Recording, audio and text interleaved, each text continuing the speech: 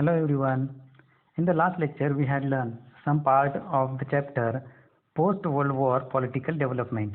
And in that chapter, we had learned about the arm race, creation of relation, regional organization, non-alignment movement, then evolution of the non-alignment movement.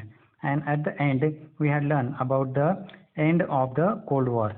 Now, today we are going to learn the next part of this chapter, that is post-Cold War. Then, now listen carefully. The Cold War came to an end with the disintegration of Soviet Union.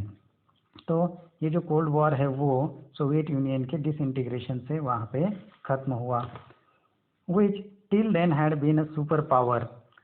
As a result, major changes took place in the world politics. For example, और उसके बाद भी मतलब cold war के बाद भी एक super power वहाँ पे रहा था, जिसकी वजह से पूरी दुनिया के अंदर कुछ पॉलिटिकल चेंजेस वहाँ पे आए.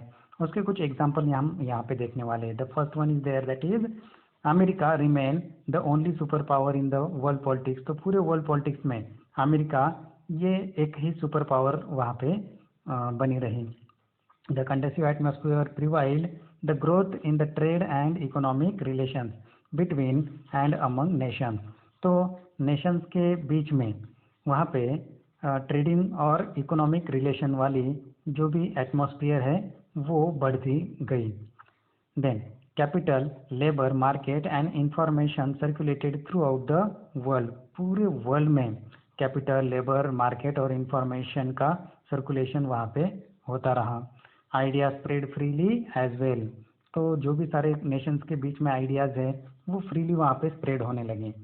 As all nations of the world decided to give priority to trade relations.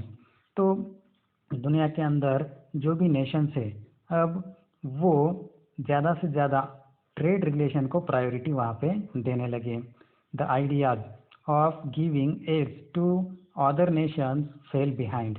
तो ये एड वाली जो आइडिया है वो अब पीछे पड़ने लगी. मतलब जो भी ट्रेड करने वाले कुछ ग्रुप्स थे उनके बीच में ये गिविंग एड मतलब फंड देना या कुछ चीज़ों का देना, ये आइडिया जो चल रही थी वो अब पीछे रह गई. Instead effort began to be made to establish economic relations. तो उसके अलावा अब नेशंस के बीच में किस तरह की चीज़ें वहाँ पे बढ़ने लगी, तो एक दूसरे के बीच में मतलब कंट्री के बीच में इकोनॉमिक रिलेशंस इस्टेब्लिश करने वाली आइडिया आगे बढ़ने लगी. The description of the country which was oppose to another has not change from enemy nations to rival nations. तो कंट्रीज के बीच में जो अपोज वाली आइडिया थी, एक दूसरे को अपोज करने वाली जो आइडिया थी उसमें कुछ चेंज आए. जैसे कि जो भी इनेमी नेशन है वो अब राइवल नेशन वहाँ पे बन गए. मतलब जो दुश्मन राष्ट्र जो है वो अब एक कॉम्पिटिटर ऐसे नेशंस वहाँ पे बन गए, राइवल नेशंस वहाँ पे बन गए. Then the responsibility of the United Nation has increase. तो अब यूनाइटेड नेशन की जो रिस्पॉन्सिबिलिटी है वो बढ़ चुकी है.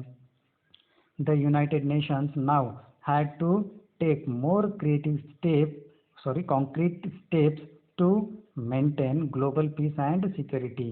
अब यूनाइटेड स्टेट ने पूरे वर्ल्ड में जो ग्लोबल पीस है और सिक्योरिटी है उसे बनाए रखने के लिए और बहुत ही ज़्यादा सख्त ऐसे स्टेप्स वहाँ पे उठाए.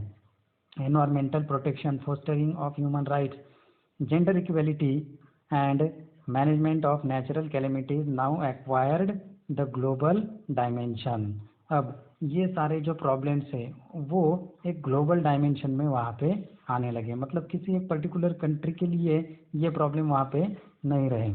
तो ये जो सारे प्रॉब्लम्स है वो अब एक ग्लोबल प्रॉब्लम की तरह वहाँ पे देखे जाने लगे. Then what is globalisation? After the end of cold war, trade and economic relations between countries became more open. तो आगे चल करके कंट्रीज के बीच में ये ट्रेड वाली जो रिलेशनशिप है वो ज़्यादा से ज़्यादा खुली होने लगी, ओपन होने लगी.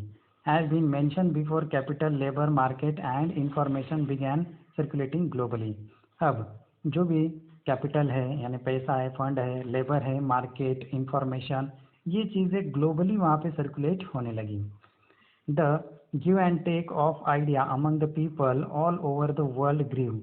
तो लोगों के बीच में, पूरे वर्ल्ड के लोगों के बीच में गिव एंड टेक वाली आइडिया बढ़ने लगी।